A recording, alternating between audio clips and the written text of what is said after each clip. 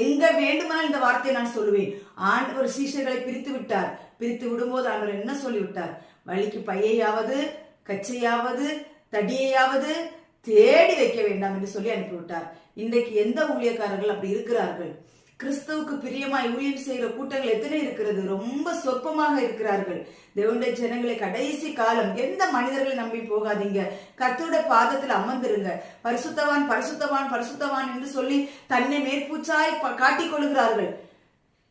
நாங்கள்லாம் பரிசுத்தவான் சொல்லி மேற்பூச்சாய் காட்டிக் கொள்கிறார். ஆனா உள்ள ஒண்ணும் கிடையாது. நம்பி நம்பி மக்களை ஏமாற்றுகிற கூட்டங்கள் இந்த காலங்கள்ல மிகவும் தலைவிரித்து ஆடுகிறது. அதனால எல்லாரும் நம்பி போகாதீங்க. பரிசுத்தவான்னா நம்ம பார்த்தாலே தெரியும்.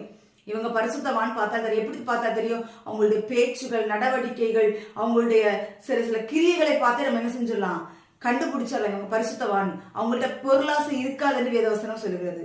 வேசித்தனம் இருக்காது, அசுத்தம் இருக்காது. இப்படிப்பட்ட காரியங்கள் எதுவுமே அவைகளின் பேர் முதலா இவைகளிடத்தில் சொல்ல